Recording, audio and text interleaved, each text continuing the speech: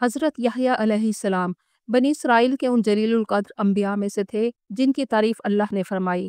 آپ حضرت موسیٰ علیہ السلام کے بھائی حضرت ہارون علیہ السلام کی نسل سے تعلق رکھتے تھے، گویا آپ کا تعلق بھی آل عمران کے خاندان سے تھا، جن کا ذکر قرآن کی سورت آل عمران کی آیت نمبر 33 میں آیا۔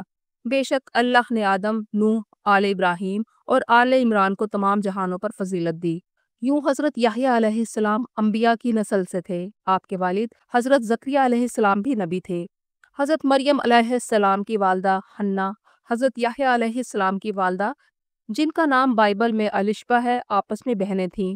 اس لحاظ سے حضرت زکریا علیہ السلام حضرت مریم علیہ السلام کے خالو اور کفیل تھے۔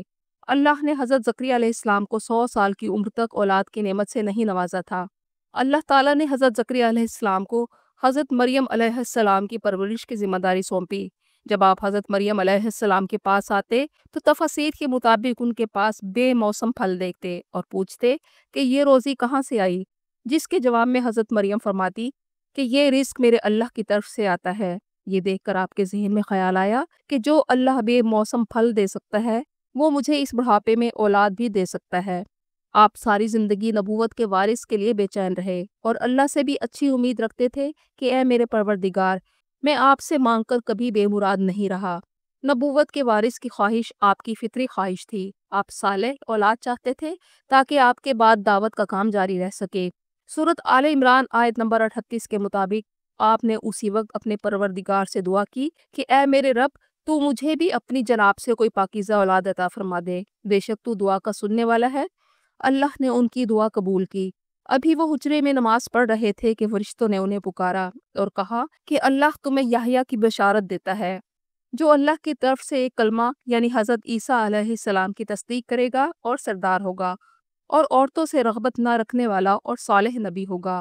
حضرت زکریا علیہ السلام نے پوچھا کہ پروردگار، میرے ہاں بیٹا کیسے ہو جائے گا جبکہ میں بڑھاپے کی انتہا تک پہنچ چکا ہوں اور میری بیوی بھی بانجھ ہے؟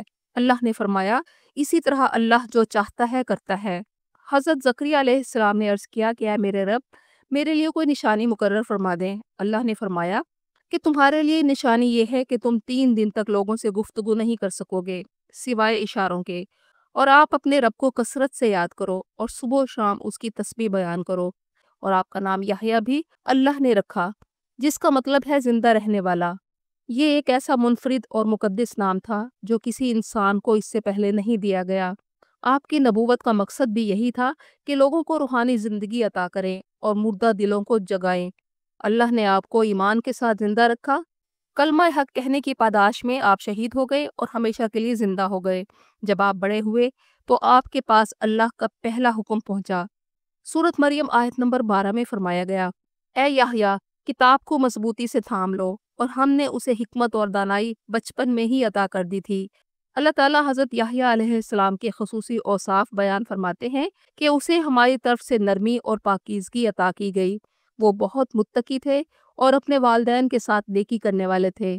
تفاسیر میں ہے کہ جس وقت آپ 5 سال کے تھے تو بچوں نے کہا کہ آؤ کھیلیں۔ آپ نے جواب دیا کہ ہم اس دنیا میں کھیل کود کے لیے پیدا نہیں کیے گئے۔ جب آپ 6 ماہ کے تھے تو عیسیٰ ابن مریم پیدا ہوئے، اور یوں آپ حضرت عیسیٰ علیہ السلام سے عمر میں 6 ماہ بڑے تھے۔ حضرت یحییٰ علیہ السلام اللہ کے حضور بہت گریہ وزاری کیا کرتے تھے۔ آنسوؤں کی وجہ سے آپ کے رخساروں پر نشان پڑ گئے تھے۔ آپ بہت نرم دل، پاک باز، حلیم، متقی اور شرم و حیا کے پیکر تھے۔ آپ نے ساری زندگی تنہا گزاری، نہ شادی کی اور نہ ہی گھر بنایا۔ آپ دعوت توحید کے کام کو ہر وقت جاری رکھتے۔ آپ نے حضرت عیسیٰ علیہ السلام کی آمد کی بشارت دی۔ آپ کو نبوت حضرت عیسیٰ علیہ السلام سے پہلے دی گئی اور 30 سال کی عمر سے پہلے ہی آپ نبوت کے منصب پر سرفراز ہوئے۔ آپ اللہ کے پسندیدہ اور برگزیدہ تھے۔ آپ کی زیادہ تر زندگی صحرا میں گزری۔ آپ جانوروں کے بالوں کا لباس زیب تن فرماتے، جہاں رات ہوتی وہیں بسیرا کر لیتے۔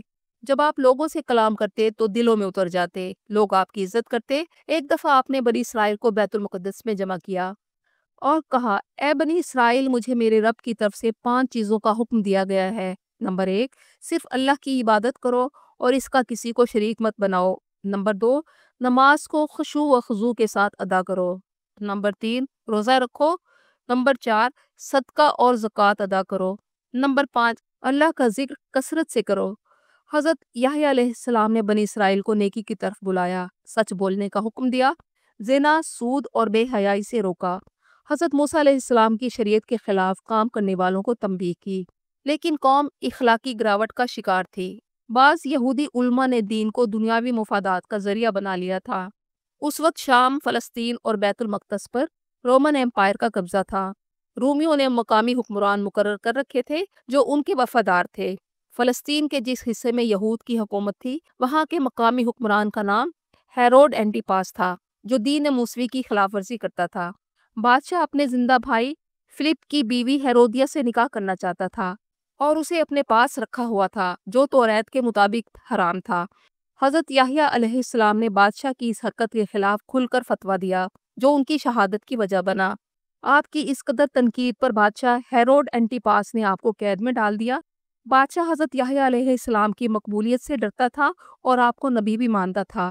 کہا جاتا ہے ایک دن بادشاہ کی سالگرہ یا جشن تاج پوشی کا جشن منایا جا رہا تھا، جس میں بادشاہ کی محبوبہ ہیرودیہ کی بیٹی سالوما نے بھی رقص کیا۔ بادشاہ ہیرودیہ کی بیٹی کے رقص سے بہت متاثر ہوا اور پوچھا کہ ماں کیا مانگتی ہے۔ سالوما نے ماں کی طرف دیکھا اور اس سے مشورہ کیا۔ ہیرودیہ کو حضرت صالح علیہ السلام کا فتویٰ سخت ناپسند تھا۔ اس نے اپنی بیٹی کو استعمال کیا تاکہ بادشاہ سے حضرت یحییٰ علیہ السلام کی قتل کی درخواست کروائی جائے۔ سالوما نے حضرت یحییٰ علیہ السلام کے سر کی فرمائش کی۔ ہیرود بادشاہ حضرت یحییٰ کی عظمت کا قائل تھا، لیکن محبوبہ کی بیٹی کی خواہش رد نہ کر سکا اور جیل میں انہیں قتل کروا کر ان کا سر تن سے جدا کر کے تھال میں ہیرودیہ کے سامنے پیش کیا۔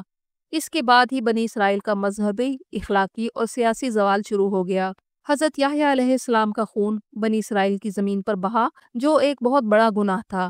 سورۃ البقرہ آیت نمبر 87 میں ارشاد ہوا، جب تمہارے پاس کوئی رسول ایسی بات لاتا جو تمہاری خواہش کے خلاف ہوتی تو تم تکبر کرتے ہو، کچھ کو جھٹلاتے ہو اور کچھ کو قتل کر ڈالتے ہو۔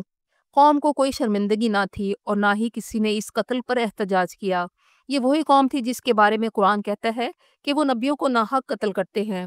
حضرت یحییٰ علیہ السلام کے بعد آپ کے ہم عصر حضرت عیسیٰ علیہ السلام کو اللہ نے بھیجا، مگر بنی اسرائیل نے ان کے قتل کی بھی سازش کی۔ اللہ نے انہیں زندہ آسمان پر اٹھا لیا، جہاں سفر معراج کے موقع پر جب آپ صلی اللہ علیہ وآلہ وسلم دوسرے آسمان پر حضرت جبرائیل علیہ السلام کے ساتھ پہنچے تو دروازہ کھٹکھٹایا گیا۔ فرشتوں نے پوچھا کون ہے؟ حضرت جبرائیل نے جواب دیا کہ میں جبرائیل ہوں اور میرے ساتھ محمد ہیں۔ دروازہ کھولا گیا۔ آپ کی ملاقات حضرت یحییٰ علیہ السلام اور حضرت عیسیٰ علیہ السلام سے ہوئی۔ آپ نے انہیں سلام کیا تو انہوں نے جواب دیا، مرحبا اے صالح بھائی اور صالح نبی۔ اللہ نے بار بار بنی اسرائیل کو سمجھایا، مگر انہوں نے نہ سنا نہ سمجھا۔ آخر اللہ نے ان پر ذلت طاری کر دی اور اللہ کے غضب میں آ گئے۔ ویسے بھی اللہ کی سنت رہی ہے کہ وہ سرکش قوم پر سخت اور جنگجو قوم کو مسلط کر دیتا ہے، جو ان پر قحط بن کر ٹوٹتے ہیں۔ 70 عیسوی میں رومی جنرل ٹائٹس نے یروشلم پر حملہ کیا، ہیکل سلیمانی کو جلا دیا، لاکھوں یہودی قتل ہوئے اور باقیوں کو غلام بنا کر دنیا بھر میں بکھیر دیا گیا۔ امام ابن کثیر کی روایت کے مطابق دمشق کی جامع مسجد کی تعمیر کے دوران ایک لکڑی کا تابوت ملا، جس پر لکھا تھا کہ یہ یحییٰ بن زکریا کا سر مبارک ہے۔ مسجد کے سبز رنگ کے مقبرہ نما حجرہ میں آپ کا سر دفن کر دیا گیا۔ واللہ عالم۔